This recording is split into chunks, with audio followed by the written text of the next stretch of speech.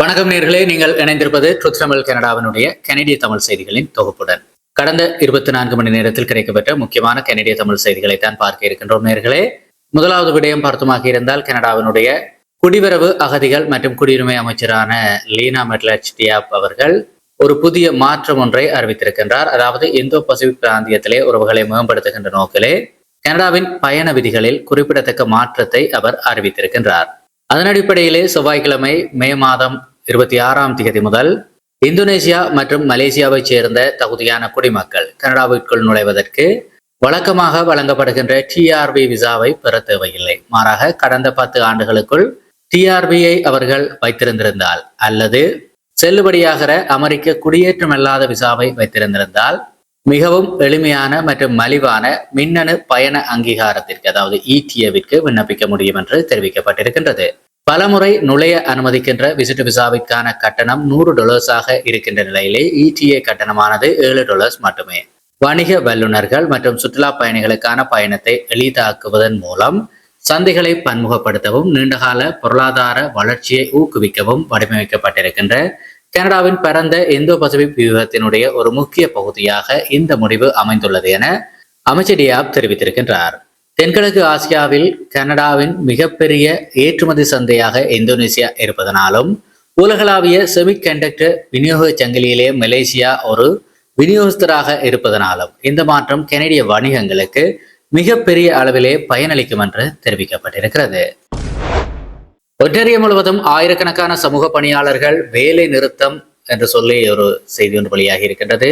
குறிப்பாக அந்த துறையில் இருக்கின்ற நீண்டகால நிதி பற்றாக்குறையை தீர்க்க கோரி ஒன்டாரியோ முழுவதும் இருக்கின்ற ஆயிரக்கணக்கான சமூக பணியாளர்கள் வேலை நிறுத்தத்தை தொடங்கி இருக்கின்றார்கள். பில் 124 கீழான நிலுவைத் தொகையை உடனடியாக வழங்குமாறு ஒன்டாரியோ பொது சேவைகள் ஊழியர் சங்கம் அரசை வலியுறுத்தி இருக்கின்றது. மாகாண அரசினுடைய தொடர்ச்சியான பட்ஜெட் முடிவுகளினால் சமூக பணிகள் துறை மிக மோசமான நிலையை எட்டியிருப்பதாக சங்க தலைவர் தெரிவித்திருக்கின்றார். மே 25 அன்று நடைபெற்ற ஒரு நிகழ்விலே அல்பர்டாவினுடைய உத்தேசிக்கப்பட்ட பிரிவினை வாக்கெடுப்பு தொடர்பாக வளர்ந்து வருகின்ற அரசியல் பதற்றங்கள் குறித்து பிரதமர் மார்க் கார்னி நேரடியாக பேசியிருக்கின்றார். இந்த மாகாண இயக்கத்தை ஒரு ஆபத்தான ஏமாற்று மேலே என்று சொல்லி அவர் திட்டவட்டமாக குறிப்பிட்டிருக்கின்றார். தேசிய ஒற்றுமையின் நிலை குறித்து வெளிப்படையாக பேசிய பிரதமர் கார்னி, நாட்டை பிரிப்பதற்கான வாக்கெடுப்புடன் முன்னோக்கி செல்வது மாகாணத்தின் பொருளாதார நிலைத்தன்மைக்கு பாதிப்பை ஏற்படுத்தும் என்றும் கணிக்க முடியாத உலகளாவிய சூழலில் இது விபரீதமாக முடியும் என்றும் தெரிவித்திருந்தார். அல்பர்டாவின் கானனாஸ்கிஸ் பகுதியிலே நடைபெறும் மேற்கத்திய மாகாண முதல்வர்கள் மாநாட்டின் போது பிரதமரின் இந்த கருத்துக்கள் வெளியாகி இருக்கின்றது. சமீபத்தில் மாகாணத்தின் தலைமை தேர்தல் அதிகாரியால் அங்கீகரிக்கப்பட்ட இந்த வாக்கெடுப்பு இன்னும் ஒரு ஆழமான சர்ச்சைக்குரிய ஒரு பிரச்சனையாகவே தொடர்கிறது. வணிக தலைவர்கள் பிரதமரின் கவலைகளை எதிரொலித்திருக்கிறார்கள். பிரிவினை குறித்த விவாதங்களால் ஏற்படுகின்ற நிச்சயமற்ற தன்மை கனடிய பொருளாதாரத்திற்கு மிகவும் மோசமான நேரத்தில் வந்திருப்பதாக அவர்கள் எச்சரிக்கிறார்கள். அல்பர்டாவின் பெரும்பான்மையான மக்கள், அதாவது சுமார் 60% பேர் கனடிய கூட்டமைப்பிற்குள் இருக்கவே விரும்புகிறார்கள் என்பதை சமீபத்திய கருத்து கணிப்புகள் சுட்டிக்காட்டுகிறது. அதே சமயம் 35% பேர் பிரிவினைக்கு ஆதரவு தெரிவிக்கிறார்கள்.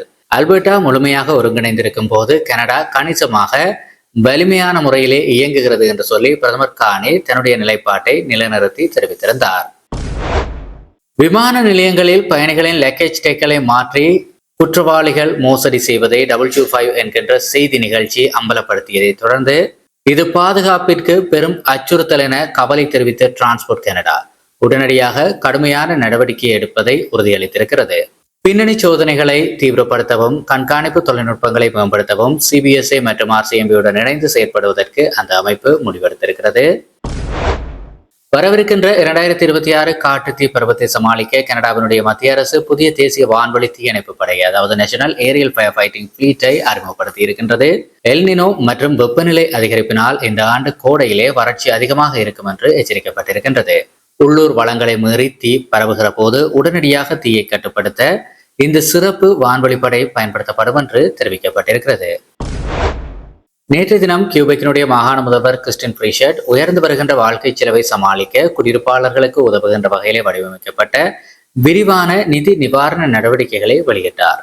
ஷெர்புரூக்கில் இருக்கின்ற ஒரு மளிகை கடையிலிருந்து பேசிய முதல்வர், மஃபின்கள், நட்ஸ், வெட்டப்பட்ட பழங்கள் மற்றும் காய்கறிகள், டாய்லெட் பேப்பர் உள்ளிட்ட அன்றாட வீட்டு உபயோகப் பொருட்களுக்கான மாகாண விற்பனை வரியை ஜூலை மாத நடுப்பகுதி முதல் நிரந்தரமாக இரத்து செய்வதாக அறிவித்தார். கூடுதலாக செப்டம்பர் 1 முதல் சுமார் 4.9 மில்லியன் ஓட்டுநர்களுக்கு வாகன உரிமை தகடு புதுப்பித்தல் கட்டணத்தை $50 அரசு குறைக்கும் என்றும், சொலிடிட்டரி வரி சலுகையை பெறும் குறைந்த மற்றும் நடுத்தர வருமானம் கொண்ட வீடுகளுக்கு நேரடி ரொக்க பரிமாற்றங்கள் வழங்கப்படும் என்றும் தெரிவித்திருந்தார். ஜூன் மாதம் 4ஆம் தேதி முதல் தனிநபர்களுக்கு $100 நேரடி பரிமாற்றமும், தம்பதிகள் மற்றும் ஒற்றை பெற்றோருக்கு $180, 2 குழந்தைகளை கொண்ட குடும்பங்களுக்கு $200 கிடைக்கும் என்று தெரிவிக்கப்பட்டிருக்கின்றது. எதிர்பார்த்ததை விட அதிக வரி வருவாய் கிடைத்ததால் $336 மில்லியன் மதிப்பிலான இந்த திட்டங்கள் அரசாங்கத்திற்கு ஒரு சுமையாக இருக்காது என்று கியூபெக் நிதியமைச்சர் எரிக் ஜெரார்ட் பொதுமக்களுக்கு உறுதியளித்திருக்கிற போதிலும் சில பொருளாதார வல்லுநர்கள் இது தொடர்பாக சந்தேகங்களையும் தெரிவித்து வருகிறார்கள். தெற்காசிய வணிகர்களை மிரட்டி பணம் பறித்த ஃபோ பிரதர்ஸ் எனப்படுகின்ற சர்வதேச குற்ற கும்பலை பீல் பிராந்திய போலீசார் வெற்றிகரமாக முறியடித்திருக்கிறார்கள். பீல் பிராந்திய போலீசார் நடத்திய ஒரு அதிரடி சோதனையிலே தற்போது 17 பேர் கைது செய்யப்பட்டிருக்கின்றார்கள். 106 குற்றச்சாட்டுகள் பதிவு செய்யப்பட்டிருக்கிறது. துப்பாக்கிச்சூடு, தீ வைப்பு என வன்முறையில் ஈடுபட்ட இவர்களிடமிருந்து 6 துப்பாக்கிகள் மற்றும் போதைப் பொருட்கள் பறிமுதல் செய்யப்பட்டிருக்கிறது. நோவாஸ்கோஷியாவிலே காணாமல் போன ஒரு பிறந்த குழந்தையினுடைய உடல் ஹாலிபாக்ஸுக்கு வெளியே இருக்கின்ற காடுகள் நிறைந்த பகுதியில் வார இறுதியிலே கண்டுபிடிக்கப்பட்டதை தொடர்ந்து கிரிமினல் குற்றச்சாட்டு பதிவு செய்யப்பட்டிருக்கின்றது. கடந்த திங்கட்கிழமை அன்று ஒரு குழந்தையின் உடலை மறைத்து வைத்தது மற்றும் இறந்த மனித உடலை அவமதித்தது ஆகிய குற்றச்சாட்டுகளை முறையாக எதிர்கொள்வதற்காக கணவன் மற்றும் மனைவி ஆகியோர் ஹாலிபாக்ஸ் மாகாண நீதிமன்றத்திலே காணொலி வாயிலாக ஆஜர்படுத்தப்பட்டனர்.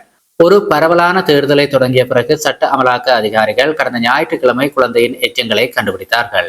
நீதிமன்ற நடவடிக்கைகளின் போது அரசு தரப்பு வழக்கறிஞர் கூறுகையிலே விசாரணை மிக வேகமாக விரிவடைந்து வருவதாகவும் எதிர்காலத்தில் மிக கடுமையான குற்றச்சாட்டுகளுக்கு இது வழிவகுக்கும் என்றும் தெரிவித்தார். காணொலி வாயிலாக ஆஜரான போது இறந்த குழந்தையின் தாய் விசாரணைக்கு பெருமளவு பதிலளிக்காமல் இருந்ததாக அதிகாரிகள் குறிப்பிட்டனர். இந்த மிகவும் கொடூரமான சம்பவம் உள்ளூர் சமூகங்களை அதிர்ச்சிக்குள்ளாக்கி இருப்பதுடன் குழந்தையின் இறப்புக்கு வழிவகுத்த சூழ்நிலை குறித்த பரந்த விசாரணைகளையும் தூண்டியிருக்கின்றது. ஹாலிபாக்ஸ் பிராந்திய காவல்துறையினர் பிறந்த குழந்தையின் சரியான வயது அல்லது பாலினத்தை வெளியிடவில்லை. அதிகாரிகள் தொடர்ந்த சம்பவ இடத்திலே தடயவியல் சான்றுகளையும் சேகரித்து வருகிறார்கள். காவல்துறை அதிகாரி போல ஆள் மாறாட்டம் செய்த நபர் ஒருவரால் செய்யப்பட்ட பயங்கரமான அத்துமீறல் சம்பவத்தை தொடர்ந்து பொக்விட்லாம் RCMP அவசர பொது எச்சரிக்கையை விடுத்திருக்கின்றது. கடந்த மே 24ஆம் தேதி அன்று காலை நனா டிரைவ் பகுதியிலே 2700வது இலக்க பிளாக்கிலே வசித்து வருகின்ற முதியவர் ஒருவரிடமிருந்து போலீசாருக்கு புகார் ஒன்று வந்தது. கடந்த மே 22ஆம் தேதி அன்று தான் கண்விழித்த போது தன்னுடைய வீட்டிலே ஒரு நபர் ஒருவர் இருந்ததை கண்டதாக அவர் தெரிவித்தார்.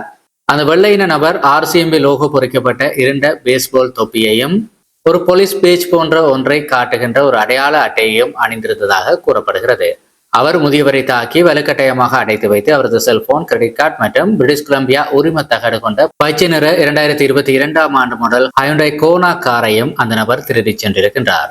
பாதிக்கப்பட்டவர் தன்னை விடுவித்துக் கொண்டு அதிகாரிகளை தொடர்பு கொண்டார். பொதுமக்களை ஏமாற்றுவதற்கு சந்தேக நபர் காவல்துறையை அடையாளப்படுத்தும் ஆடைகளை பயன்படுத்தியது குறித்து சர்ஜென்ட் ஆண்ட்ரியன் ஒமாலே ஆழ்ந்த கவலையை தெரிவித்தார். இந்த ஆபத்தான சந்தேக நபரை அணுக வேண்டாம் எனவும் திருடப்பட்ட வாகனத்தை பார்த்தால் உடனடியாக 911 அழைக்குமாறும் போலீசார் வலியுறுத்துகிறார்கள்.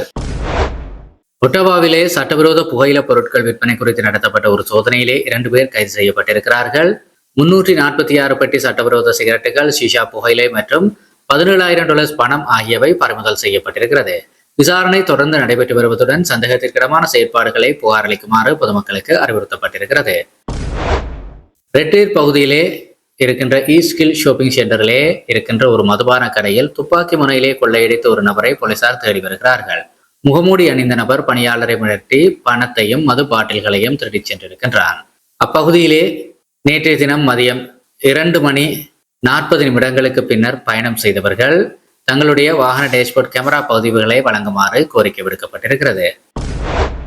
மிஷன் பகுதியில் இருக்கின்ற ஒரு வீட்டிலே பெண் ஒருவரின் சடலமும் காயங்களுடன் ஒரு ஆணும் மீட்கப்பட்டிருக்கிறார்கள். இது ஒரு கொலையாக இருக்கலாம் என்பதற்கான ஆதாரங்கள் கிடைத்திருப்பதால் ஒருங்கிணைந்த கொலை புலனாய்வு விசாரணை குழுவானது இந்த விசாரணையை ஏற்றிருக்கிறது. இது ஒரு தனிமைப்படுத்தப்பட்ட சம்பவம் என்றும் பொதுமக்களுக்கு எந்த ஆபத்தும் இல்லை என்றும் போலீசார் தெரிவித்திருக்கிறார்கள். ரெஜினா பகுதியைச் சேர்ந்த ரவுடி கும்பல் உறுப்பினரான தில்லான் ஒயிட்காக் மீதான கொலை குற்றச்சாட்டு மற்றும் ஆயுள் தண்டனையை உச்சநீதிமன்றம் உறுதி செய்திருக்கின்றது. 2020ஆம் ஆண்டு கீஷா பிட்டனோஸ் என்கின்ற ஒரு நபரை கொடூரமாக கொன்ற வழக்கிலேதான் 25 ஆண்டுகளுக்கு அவருக்கு பரோல் வழங்கப்படாமல் ஒரு ஆயுள் தண்டனை வழங்கப்பட்டிருக்கிறது. முன்னதாக மற்றொரு வழக்கிலும் இவருக்கு ஆயுள் தண்டனை விதிக்கப்பட்டிருந்ததும் குறிப்பிடத்தக்கது. காணாமற் போன 38 வயதான டிமிட்ரோம் மலோவிச்கோவை கண்டுபிடிக்க RCMP பொதுமக்களினுடைய உதவியை கோரியிருக்கிறது. அவரது வாடகை வாகனம் வடக்கு பிரிட்டிஷ் கொலம்பியாவின் வனப்பகுதியிலே கைவிடப்பட்ட நிலையிலே மீட்கப்பட்டிருக்கின்றது. அவரை பார்த்தவர்கள் அல்லது தகவல் தெரிந்தவர்கள் உடனடியாக கிரைம் ஸ்டாப்பர்ஸை அல்லது போலீசாரை தொடர்பு கொள்ளுமாறு கோரிக்கை விடுக்கப்பட்டிருக்கிறது. கடந்த ஜனவரியிலே ஒட்டவாவில் நடந்த கார் விபத்தில் பலியானவரின் உடலை சரியாக தேடாமல் சென்ற போலீஸ் அதிகாரியின் தவறான நடத்தை குறித்து SIO அறிக்கை ஒன்று வெளியிடப்பட்டிருக்கின்றது. விபத்து நடந்த இடத்தை மேலோட்டமாக தேடிவிட்டு அதிகாரிகள் திரும்பியதால் மறுநாள் பகலிலேயே சடலம் மீட்கப்பட்டது. அதிகாரிகளினுடைய இந்த செயல் மரணத்திற்கு மிக கிட்டிய காரணமாக இல்லை என்றாலும் இது கடுமையான ஒரு ப்ரொஃபஷனல் விதி மீறல் என்று சொல்லி சுட்டிக்காட்டப்பட்டிருக்கின்றது. நிஜமாக இது தொடர்பான மேலதிக சட்ட நடவடிக்கைகள் எடுக்கப்படும் என்று தெரிவிக்கப்பட்டிருக்கிறது.